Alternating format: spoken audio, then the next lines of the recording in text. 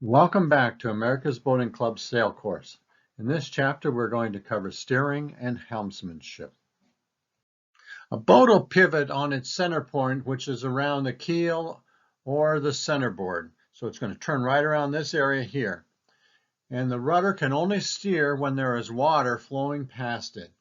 So if there's, and the water is flowing because of, the boat is moving. So if there's no flow past the rudder, there's no steerage. And when the water is flowing back, it's going to push on this side and then cause the back of the boat to move, and then the bow is going to turn. So essentially what you want to do is you want to pull or push the tiller the opposite direction that you want to turn. If there's a wheel, it turns just like a car. So you turn right, it goes right. There's also a tendency of new helmsmen to oversteer.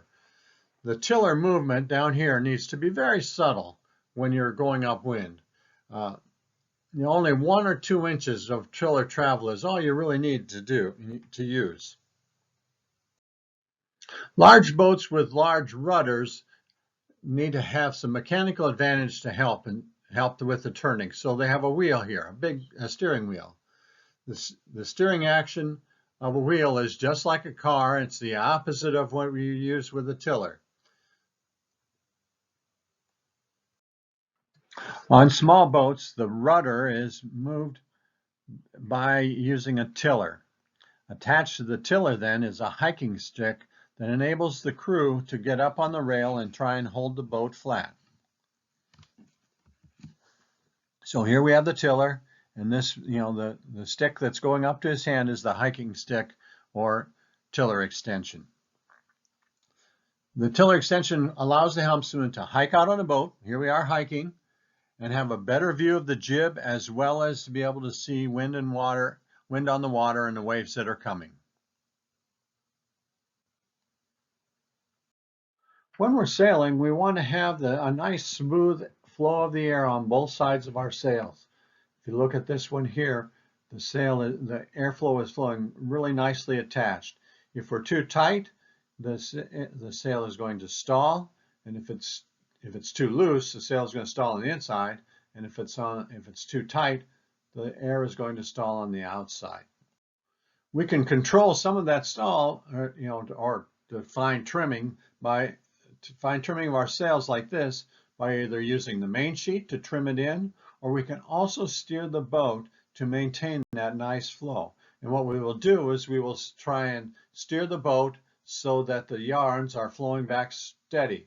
If the yarn is flowing on the inside, that means we need to steer away from the wind a little bit. If the wind is flowing and breaking away on the outside, that means we can head up or steer into the wind a little bit. There are generally 2 types of sailors. There are pinchers and reachers. If we tend to sail too high and have our too high in the wind where the sail is stalling here, that's called a pinching.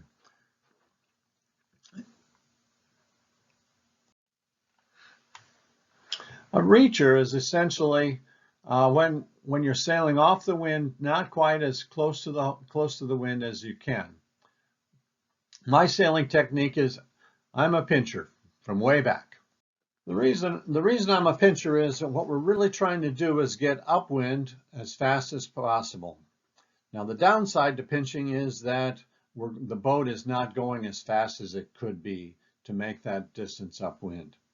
And so what we can do, if you have a good touch, you can sail up into this pinching area just a little bit for short periods of time and gain some bites up into the wind.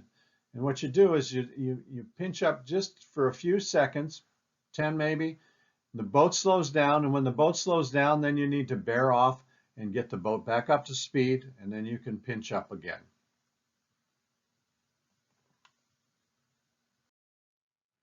A racing helmsman needs to be watching the telltales on the sails continuously, because the wind changes direction all the time, as well as when I'm driving and I'm up on the rail, as I move around, that causes my arm to move just a little bit, which then also causes the boat to turn just a little bit, which then causes the sails to need to be retrimmed. In this instance here, where we've got our trim, our sail is coming across here, and we're sailing too close to the wind, so we need to pull the main in or steer the boat away. Here we've got our sails trimmed correctly. The yarns are flowing both back nicely, and the wind is staying attached to the sail. In here, in this final example, we're trimmed too tight. And so as the wind comes across, it stays attached on the inside, but on the outside, it stalls and causes the telltale to move away. We can solve this problem by steering downwind a little bit or letting our sails out. In this instance, we're looking at the telltales that are on the mainsail. And what we have is, on my boats, I have a telltale attached to the top batten, a yarn that's flowing off the top batten. And what that tells me is if the top batten yarn is flowing inside into the wind, that means we need to trim the sail in a little bit, because the sail, as the air is moving across here, it's starting to stall, which then causes the yarn to come in. And when it's flowing smoothly, the yarn is flowing straight back and there's no stall at all. In this instance here, the sail is over trimmed, and so as the wind is coming across, it's because it's over trimmed, it gets to the back and then the wind falls off. And this area here is the stalled area. You can live with this periodically, this over trim situation when you're going upwind.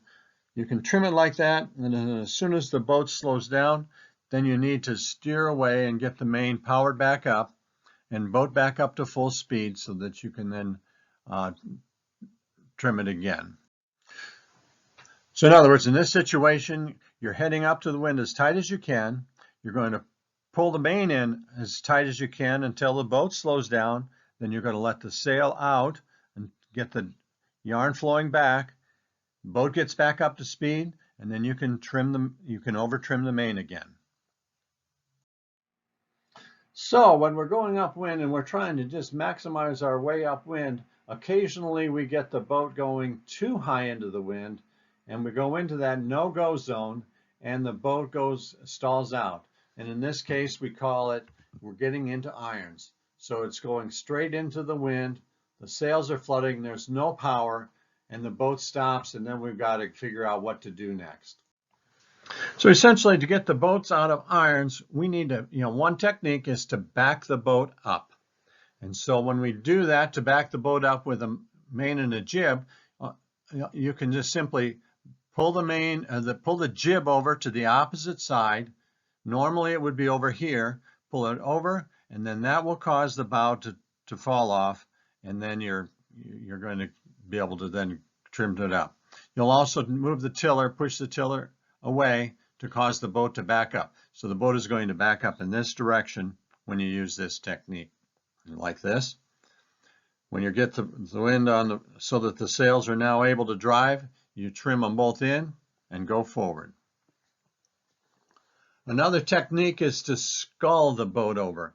And sculling is essentially like when if you look at the gondola sailors in Italy, where they're sitting in the back of the boat and they're pushing the rudder back and forth across the back of the boat to propel it forward. And so when you're sculling, that's what you're doing. You're going to push the rudder quickly in the direction you want to go, and then ease it back to the middle, and then push it hard again to cause the boat to turn.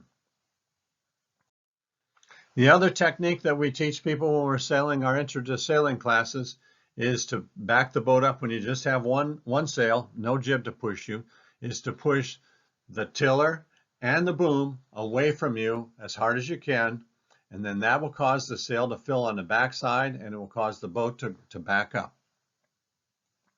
Let's look at our vocabulary for this chapter. Bear off is a term that we use when we're going to steer away from the wind. to steer to a new course that's farther off the wind.